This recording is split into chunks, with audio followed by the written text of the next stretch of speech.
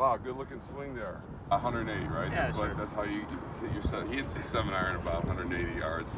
With that swing you just saw.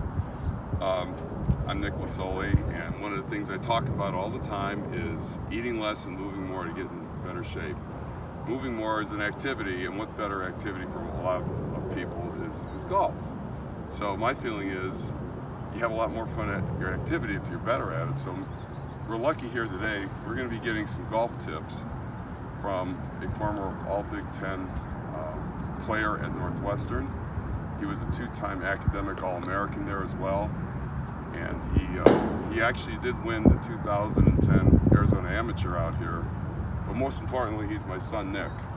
Hey, Dad. Thanks for doing this today. Yeah, thanks for letting me come out. So he's in corporate America now, and he does a lot of golf outings with customers and clients. And one of the things he runs into is all these people are real avid golfers at all different levels.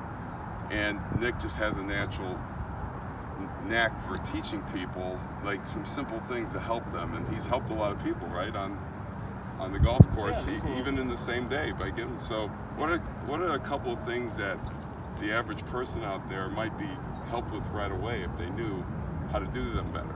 Well, I think there's really two things. Golf's a very complicated sport, but it's one of those things where if you have a few things that you do correctly, you do in a good routine, a lot of other things kind of fall into place, right? And so the two biggest things that I see that golfers don't have a good routine around or don't do a good job understanding what they're doing and what's the purpose behind what they're doing is both their pre-shot routine and their setup. So pre-shot routine and setup.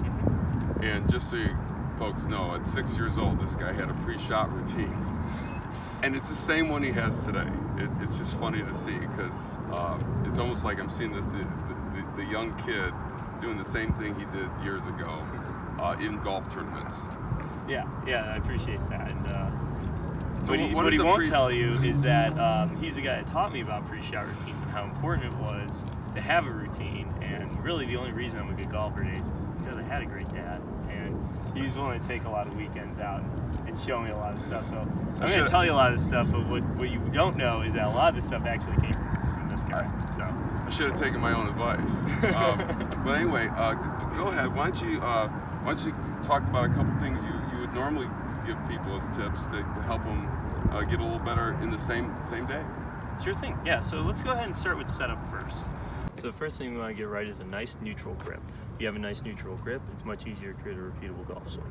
The way you do that is you're going to have a little bit of a cup in your left wrist. You'll maybe see two knuckles protruding from the left side when you look down at your grip. You're going to grip along the baseline of your fingers. When you do that correctly, you'll see that left thumb on the right side of the grip. From there, you're going to go ahead and place your right hand over on top of it, kind of in between that lifeline. From there, it'll either be an overlapping grip or an interlocking grip. And then from there, you're going to be able to create, the last portion of this will be a trigger finger. And in order to create a trigger finger, you're going to create a pinch between your right thumb and your right index finger. That right thumb on the right hand side is going to be placed on top of the grip. And then you're going to have your right index finger placed right about here. And that's a proper grip. Once we get the grip correct, the next thing we gotta get set correct is our stance. In order to get your stance correct, there's really two things that you gotta know. One is that your feet are flared pretty much about the same, and they're both more or less pointed straight forward, maybe about 10 degrees of flare with each foot. The second thing is your stance is shoulder width apart. It doesn't matter if it's a wedge, 7-iron, or driver, you always wanna leave your stance shoulder width apart. And the reason for that is because if you stand wider than shoulder width apart, it makes it hard for you to turn into your right side and turn back into your left side correctly, which will throw your club off plane. If you stand too narrow, you're going to reverse pivot. So that's why it's important that you keep a nice neutral setup, shoulder width apart, pretty even flare, and then you're ready to go. Alright, so we got our grip correct, we have our stance correct. The final piece is making sure we get our posture correct. There's really two things that you want to look for in your posture to make sure that you get that in a nice, neutral, solid position. The first thing you gotta understand is that the center balance point between back and forth is the ball of your foot. All right, when you understand that, you wanna make sure that when you get proper knee flexion, that front edge of that kneecap is right over the ball of the foot. When it's nice and neutral like that, you're gonna be able in a nice stable position. The second thing that you wanna know is that from there, when you go ahead and bend into proper setup, and you reach your right hand down, the middle finger is going to hit the very top of the kneecap. And when you're at that portion, that means you're properly bent over. The third thing there is when you go ahead and let your hands drop, that butt end of the club is also right over the ball of the foot. All right, so in summary, you got a nice neutral grip, nice neutral stance, nice neutral posture. You put all those together, give yourself the best chance to hit a good golf shot. Let's see how it goes.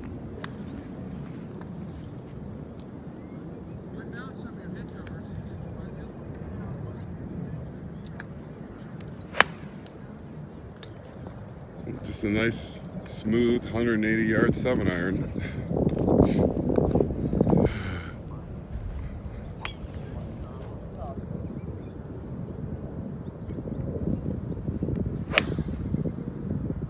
Wow, beauty. Nick, we can't thank you enough. I think that's going to help a lot of people. Yeah, I hope so too. Thanks a lot, everyone, and have a good day.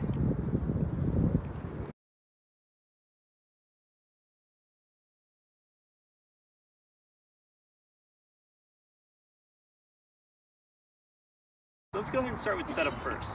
Why is setup important? Well, golf swing is an athletic motion just like any other sport you play. And if you're out of position or alignment or posture, you're not going to be able to hit the best golf shot you possibly can, because it's not going to be able to develop as much power, it's not going to be able to develop as much consistency, there's going to be more timing involved. A lot of things go poorly just by not setting up correctly.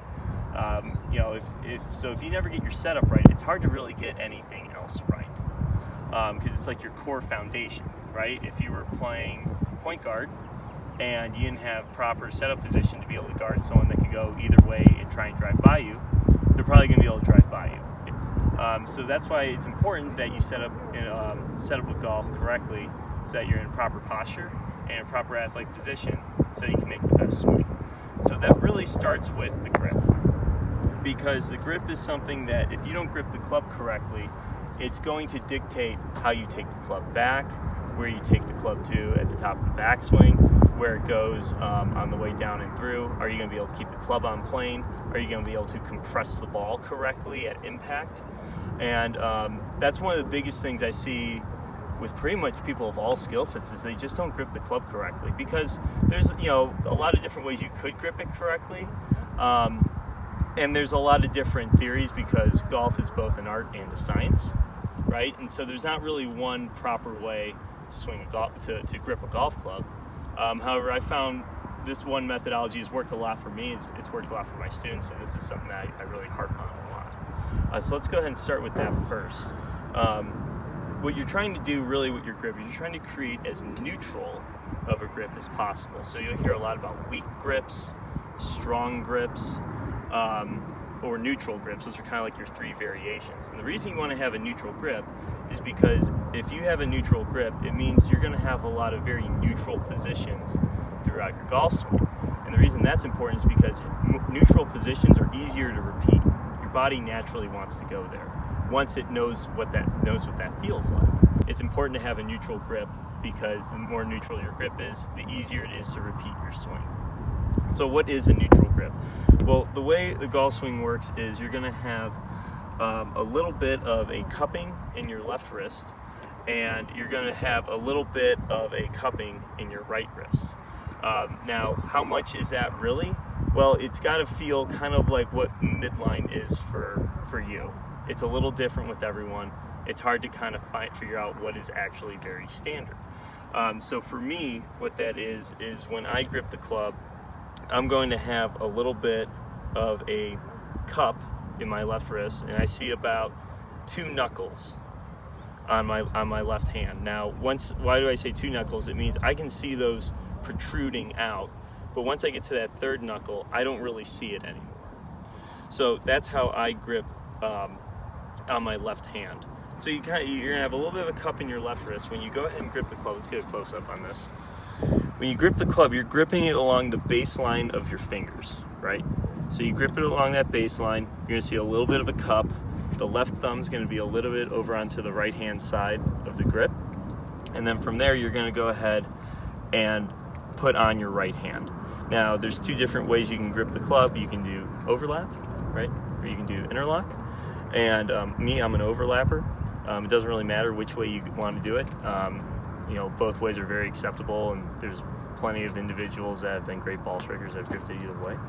But that's where you're going to go ahead. So when you go ahead and add your right hand onto the grip, you're going to feel that crease or lifeline in your hand come on over the thumb, and then you're going to go ahead and get that grip firmly on. Now, here's where it gets interesting, and here's the one thing that I see is the biggest issue with people and their grips, and it's their trigger finger. Now, a trigger finger is a combination of your right thumb and your right index finger. And what you do on this is, while you see both my middle finger and my ring finger are firmly on the club, you'll see there's some space with that trigger finger and with that right thumb. And the reason for that is because if you don't have proper control of the club working this way on the way down, you're going to drop the club under, and that's going to get that in to out pattern. Or you'll overcompensate and you'll jerk the club this way, and that's how people get the club casting further out, and that's how people sometimes come too far out to end, hit a big slice, have very inconsistent ball striking. So how do you create a trigger finger? The way that you do it is you're going to feel like there's a pinch between your thumb and your index finger, and when you do that, you're going to feel like the right side of the right thumb pad is going to be on the grip, and you're going to feel like the club is firmly placed on this portion of your right index finger. And by doing that, you'll feel like that right index finger from the knuckle to the first portion of your finger, you're going to feel like that's relatively straight. Whereas every other finger, you're going to feel like there's a solid bend from that knuckle down into the finger. So by creating that trigger finger here, you're going to be able to have much more control of the club throughout the swing. It's going to feel like your right arm has a lot more strength and stability throughout this portion of your arm and going up into your shoulder. And there's one way that you can test if you did this right. So if you're doing your trigger finger correctly, Dad, go ahead and grip pull the club head. So what you do is that if he pulled the club, I can pull back. And I do it because I have a hinge going on with my right thumb through the grip, and then I'm creating a counter force with that right index finger. But if that's not correct and it's loose, it's going to pull right out. So that's how you can test that. But by having that proper grip on there, it's going to allow you to have a much more neutral swing and have a lot more control of the club throughout any portion of your swing. So that's the grip. Now once we get the grip set up correctly, the next step is to make sure you have proper setup. So the golf swing is an athletic motion like any other sport, and therefore you need to be able to set up an athletic position. What is an athletic position? So what you always want to do is you want to be in a very neutral stance. You'll see that some people will have major flare-outs one way or another. The reason why you don't want to have major flare-outs, and you want to keep your feet relatively straight, maybe about 10 degrees flared each way, is because if I flare my foot out too far, I can't really maintain my posture through the ball. And when you can't maintain your posture through the ball, you're going to thrust your hips. And when you thrust your hips, the club will dip back, right? So you want to create as much of a neutral setup as you can. The second thing is on the right foot, you don't want that flared out too far, because if you can't, if that foot's flared out too far, you can't really load into your right side very well. If you can't load into your right side very well, it's really hard to transition back correctly. And a lot of times that'll cause people to lunge at the ball, it'll cause people to cast at the ball, it'll cause people to potentially maybe drop the club way under. So it's really important that your feet are relatively square at setup. The second thing about your feet is you want them to be shoulder width apart. Now, one of the things about your feet being shoulder width apart is that if it's a wedge, if it's a 7-iron, or if it's a driver, it should still just be shoulder width apart. And the reason why is because even though you're swinging a bigger club, it's still the same body. Your hip joints are still going to work the exact same way. And so if you stand too wide, you're not able to turn into your hip properly. So you're going to create a sway, right? And if your stance is too narrow, you're not going to be able to turn into those hips properly. You're going to create a reverse pivot. So it's really important that no matter what club you're swinging, you maintain shoulder width apart in your stance, with feet that are relatively neutral on both sides. because ultimately what that's going to allow you to do, it's going to allow you to be able to turn properly back and forth and create proper transition. But it's also going to allow you to maintain your posture as best throughout your swing. And when you maintain your posture throughout your swing, two things happen. A, your club can stay on plane better, and B, you can develop more power and you'll hit the ball further. So that's what you got to do from a stance standpoint. Now, the rest of this is going to be how do I make sure I'm bent over far enough or too little? What are my keys that are going to allow me to know what's correct and what's not? So we talk about golf is about an athletic setup, right? And what's considered an athletic setup? Well, an athletic setup is much like if you're at the top of the key in basketball and guarding a player, or maybe if you're setting up on defense in football, or setting up in the outfield for when someone's about to hit the baseball. You're set up in a position so that you can move in any direction and as quickly as efficiently as possible. So with golf, what that is you're going to have a little bit. So with golf, what there is there's a center balance point between basically being too forward or backward, or professional terms, it's anterior, or posterior, and that center balance point is the ball of your foot. So what we're always looking for is we're trying to make sure that major joint centers throughout our body are lined up on that center, on that line over the ball of the foot. And what are those center points? Well, that first one is going to be your knee. You want that knee to be able to be pretty much right on the ball of the foot. The second element is going to be the butt end of the club. The third element will be back of the elbow. And then the fourth element is going to be like the baseline of your neck. Now, for some individuals, it might be a little bit different because your torso might be a little longer. But as long as you got that the tip of the knee, butt end of the club, and back of the elbow all on that center line, you're going to be in a much more neutral setup. Now, one of the ways that there's two things there. When you bend, right, you get our knee bend. It's like, well, how do I make sure I'm bending correctly? One of the things a lot of people have issues with is they'll either keep their pelvis tucked under like this, and they'll bend like this, which is bad for two things. One, you're not going to be able to rotate correctly, and two, it's going to put a lot of pressure on those lumbar discs. This is how people blow their backs out playing golf. The second thing is you might see people not bend their knees and they kind of just bend over from here, but the problem with this is if your knees are too straight, you can't really move correctly throughout your golf swing. So it's important that you bend from the knees first, keep that low back in a neutral position. You bend from your hip joints. So my low back stays neutral and I'm bending here, which means I'm just bending through those hip joints until I go ahead and I make sure that the tip of my middle finger is hitting the top of my kneecap on my right side. And as long as I make sure that it's right about there, that's when I know I'm in proper posture. Because if you do that, everything falls in line correctly. So that's your big key. Now, with that, that being said, once you see that I got my middle finger touching the very top of my kneecap, and I go ahead and just let my arms hang, butt end of club pretty much falls right where it's supposed to. And once it falls right where it's supposed to, I'm in a very strong, stable position. Now, one of the ways you can tell you're in a really strong, stable position is that if someone came up and tried to shove you, they wouldn't be able to, because you're able to be in a properly balanced, stable position so that if they hit you, you're able to react and push back. But like if someone pushed me from the front and my knees were straight, I would just fall straight backwards, right? Or if I was too bent over and someone pushed me from the back, I would just fall straight forward. So if I'm in that nice, strong, stable, neutral position and someone pushes me, I'm able to create good counter force because I'm in good balanced position.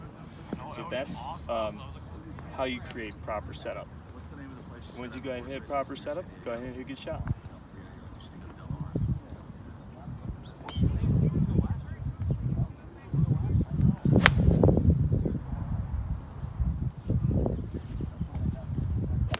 Another one of those 180 in the R7 irons, Yeah, huh? easy game.